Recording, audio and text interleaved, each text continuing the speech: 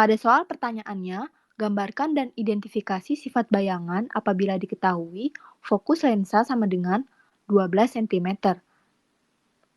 Yang pertama, benda terletak 6 cm di antara lensa dan f2.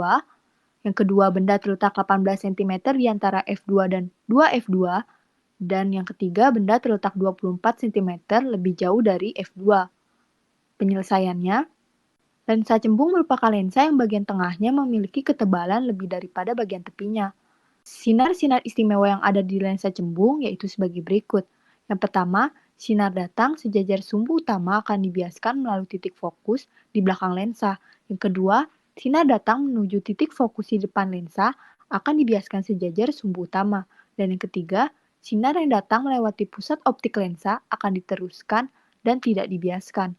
Berdasarkan ketiga sinar tersebut, maka lukisan bayangan ketiga benda dengan titik fokus 12 pada lensa cembung yaitu sebagai berikut.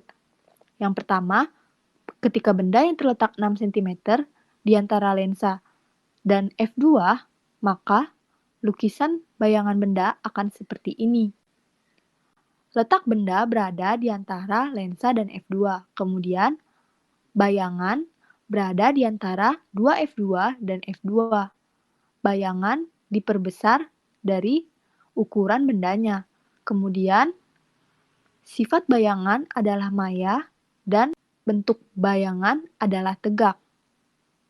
Selanjutnya, pada benda yang terletak 18 cm di antara f2 dan 2f2, maka gambar bayangannya akan seperti ini. Letak benda berada di antara 2f2 dan f2. Kemudian, bayangan akan terbalik posisinya dan mengalami pembesaran. Letak bayangan jauh dari titik 2f1. Maka sifat bayangan yang terbentuk adalah nyata, terbalik, dan diperbesar. Yang ketiga, pada benda yang terletak 24 cm lebih jauh dari f2, jarak bendanya berarti adalah 24 cm, kemudian titik fokusnya 12 cm. Selanjutnya dicari 2f sama dengan 2 dikali 12, maka 2f adalah 24. Maka dapat disimpulkan benda terletak di 2f2 atau S sama dengan 2f. Lukisan bayangan pada benda adalah sebagai berikut.